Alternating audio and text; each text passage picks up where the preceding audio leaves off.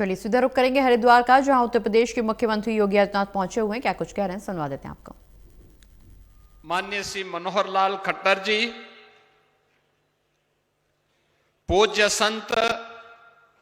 निर्माण पीठाधीश्वर आचार्य महामंडलेश्वर विश्वकानंद जी महाराज, श्री राम जन्मभूमि न्यास के कोषाध्यक्ष पूज्य संत स्वामी गोविंद देव गिरी जी महाराज, उत्तराखंड विधानसभा की माननीय अध्यक्ष श्रीमती रितु खंडुड़ी जी, उत्तर प्रदेश सरकार में मंत्रिमंडल के मेरे वरिष्ठ सहयोगी उप मुख्यमंत्री श्री ब्रजेश पाठक जी, मध्य प्रदेश सरकार के नगर विकास और संसदीय कार्य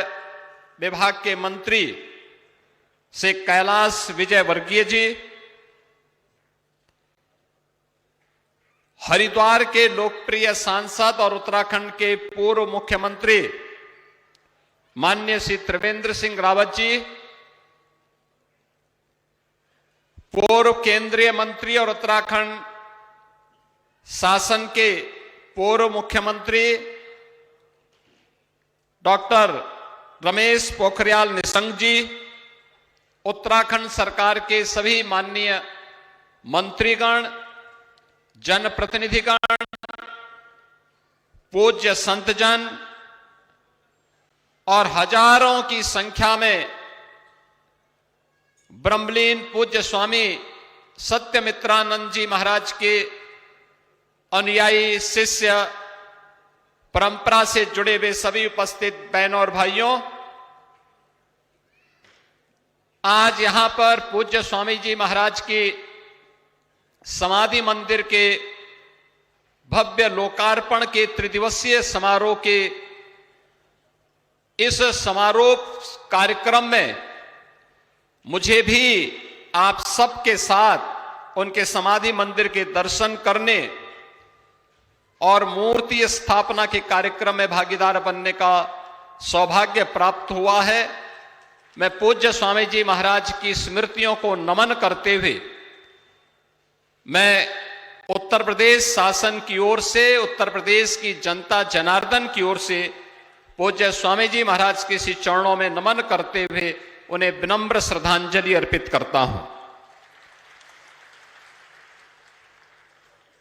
हम सब इस बात को जानते हैं कि पूज्य स्वामी जी महाराज भारत की सनातन परंपरा के एक ध्वजवाहक थे। समन्वय उनके जीवन का मंत्र था। करुणा और मैत्री का संदेश उन्होंने जन जन तक पहुंचाया था। लेकिन राष्ट्रभक्ति के मूल्यों के साथ किसी भी प्रकार का सम विषम परिस्थिति में कोई समर्पण नहीं होना है, यानी नाम के अनुरूप उन्होंने जीवन पर्यंत वह कार्य करके दिखाया। मुझे याद है, मैं इसी उत्तराखंड की भूमि पे मैंने जन्म लिया 1982 में, जब भारत माता मंदिर के भव्य लोकार्पण का कार्यक्रम था और अद्भुत कार्यक्रम था। तत्कालीन प्रधानमंत्री श्रीमती इंदिरा गांधी जी भी और राष्ट्रीय स्वयंसेवक संघ के सरसंघ चालक पूज्य बाला साहब देवरस जी की उपस्थिति उस कार्यक्रम में एक साथ इस बारे में तय करती थी कि राष्ट्र के राष्ट्राध्यक्ष के प्रति हमारा सम्मान का भाव होगा, लेकिन मूल्यों और आदर्शों के प्रति किसी प्रकार का कोई समझौता भी नहीं होगा। और भारत माता मंदिर का यह अद्भुत मंदिर उस समय जब ये देश विपरीत परिस्थितियों से जूझ रहा था, तब देश को किस प्रकार का आध्यात्मिक नेतृत्व चाहिए, यह पूज्य स्वामी जी महाराज ने भारत माता मंदिर के भव्य निर्माण के साथ साथ उसके लोकार्पण कार्यक्रम के माध्यम से हम सबके सामने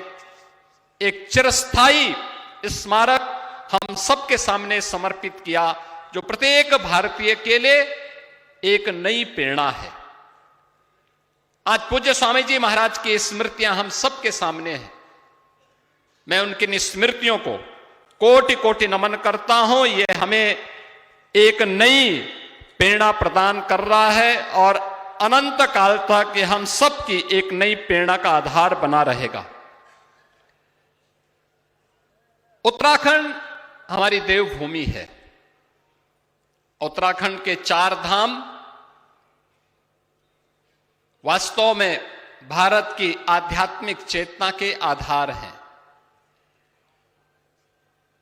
और जब हम लोग बचपन में हरिद्वार आते थे